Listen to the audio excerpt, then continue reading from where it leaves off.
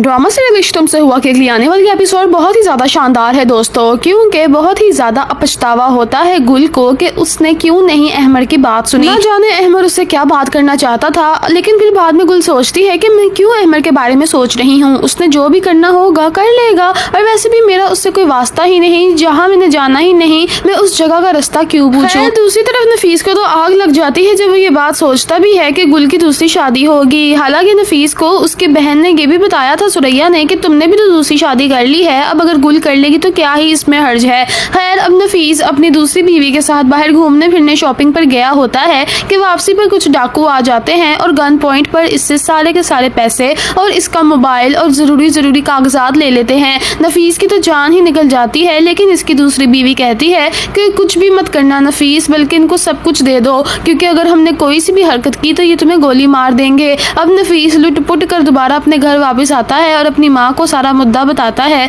तो उसकी माँ कहती है कि मुझे तो ये कोई साजिश लगती है। देखो ना, जब से तुम गुल का पीछा कर रहे हो और गुल के लिए और अहमर के लिए तुम इस तरह की हरकतें कर रहे हो, उस दिन से ही तुम्हारे साथ कुछ ना कुछ बुरा हो ही जा रहा है बार बार। जिस पर नफीस कहता है कि इस अहमर को तो मैं कत्ल ही कर दूंगा, ये यही चाहता है ना कि मैं इसके रास्ते में ना आऊं, तो क्यों ना मैं इसको ही अपने रास्ते से साफ कर दूं। मैं अपनी पहली बीवी को किसी और की बीवी बनता नहीं देख सकता। ये बात जब वो करता है तो उसकी दूसरी बीवी को बड़ी ही जेलसी होती है कि नफीस के दिल में अभी भी कहीं ना कहीं गुल बसती है, क्योंकि जाहिर सी बात है उसने इसको एक इकलौता वारिस दिया है, क्यों ना उसके गुण गाए वो। दूसरी तरफ अब अहमर दोबारा से अगले दिन कोशिश करता है गुल से राब्ता करने की। गुल के घर आता है, पहले अपनी फरहद खाला से बात करता है कि मैं गुल से बात करना चाहता हूँ, जिस पर वो कहती है बेटा तुम यहाँ फिर से आ गए हो, तुम नहीं जानते पहले ही कितने तमाशे लग चुके हैं, तुम्हारा यहाँ बार बार आना, यूनियन काउंसिल वाले भी अब हमारे घर में बहुत ताक रखे हुए हैं, बहुत ज़्यादा बदनामी हो गई है मेरी बेटी की, तुम मत आया करो।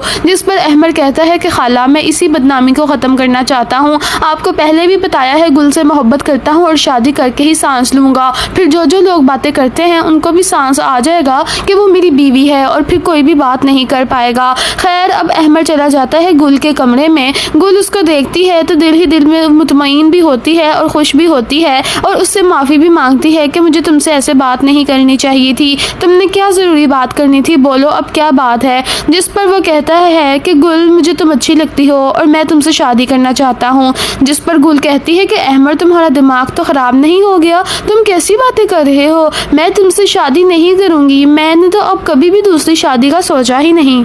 जिस पर अहमर कहता है कि गुल ऐसे मत करो, उस घटिया इंसान नफीस की वजह से ये मत सोचो कि सब लोग एक जैसे होते हैं। वो ठीक है, मैं मानता हूँ कि किस्मत अच्छी नहीं थी तुम्हारी कि तुम्हें